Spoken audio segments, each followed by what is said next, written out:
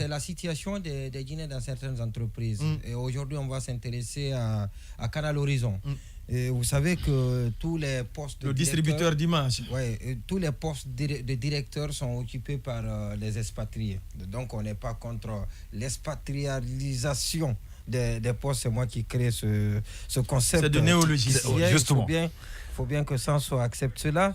Alors, donc, occuper les postes, ce n'est pas parce que nous voulons la guinéanisation de tous les postes de direction, mais c'est curieux de savoir qu'aucun poste de direction n'est occupé par les Guinéens. J'en ai pour preuve la direction, le DAF, il n'est pas guinéen, le DO, le directeur des opérations, il n'est pas guinéen, le directeur commercial, il n'est pas guinéen, le directeur général, lui non plus, n'est pas guinéen, le directeur des ventes, il n'est pas aussi guinéen.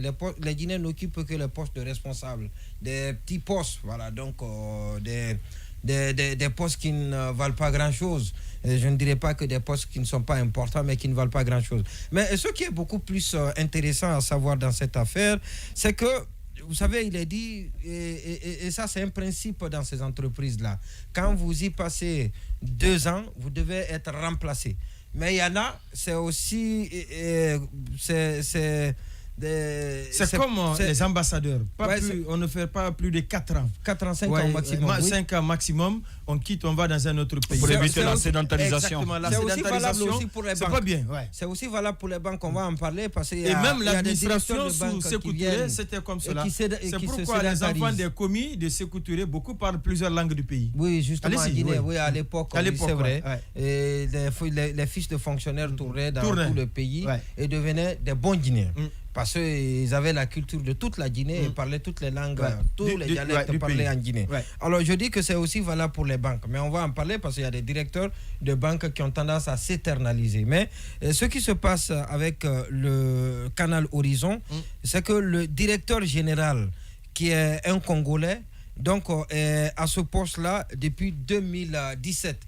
Et normalement, 2 ans après, il doit être changé. Mais le monsieur, il est en train de négocier encore pour rester. Ah bon? Oui, bien qu'il ait dépassé déjà le temps imparti, le temps qui lui vaut pour rester à ce poste-là. Mais il est en train de négocier pour rester. Avec qui? Avec sa hiérarchie? Avec sa hiérarchie. Mais c'est très grave. Le directeur des ventes, lui, il est togolais. Peut-être on peut dire que c'est l'espace CDAO. C'est normal. Et parce qu'on ne peut pas à cet effet parler d'expatrialisation de ce poste quand on est de la CDAO à cause de l'intégration qui commande cela. Mais depuis 2018, il est à ce poste. Normalement, il est frappé de péremption.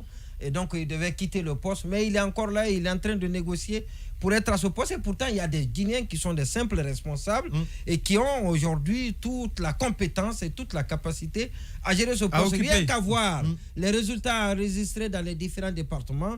Quand vous prenez la région des Zérékoré, la région de Kankan et même la région spéciale de Conakry, comparez ces résultats aux résultats des autres pays qui sont enregistrés dans d'autres pays, vous comprendrez qu'en Guinée, qu'il y a une nette amélioration, il y a du travail qui est fait. Et ce travail-là, il est fait par ces responsables qui sont à ces différents endroits. Donc, malheureusement, le plan de carrière n'est pas garanti. Et quand vous arrivez là, et si vous êtes Guinéen responsable, vous devez vous y maintenir à défaut de quitter l'entreprise pour aller ailleurs. Et ça, c'est très, très sérieux. La deuxième chose, on va revenir là-dessus le lundi, c'est le top 30 des entreprises qui contribuent assez dans l'économie. Et c'est une liste que nous avons interceptée et qui est publiée d'ailleurs par le magazine Émergence, économique Émergence. Et parmi ces entreprises-là, curieusement, il n'y a pas la grande SMB. La SMB est présente dans le top 30 des entreprises qui contribuent assez. Mais pour le compte du Trésor public, la tête de peloton pour le compte du Trésor public, c'est ça? Oui, vous dites? Pour le compte du Trésor public? Non, pour le compte des impôts, la direction générale des impôts. Mais la tête de ce peloton est occupée par Orange Téléphonie, avec tout ce qu'on dit sur Orange Finance, les deux. Donc c'est Orange, les deux réunis font plus de 1200 milliards.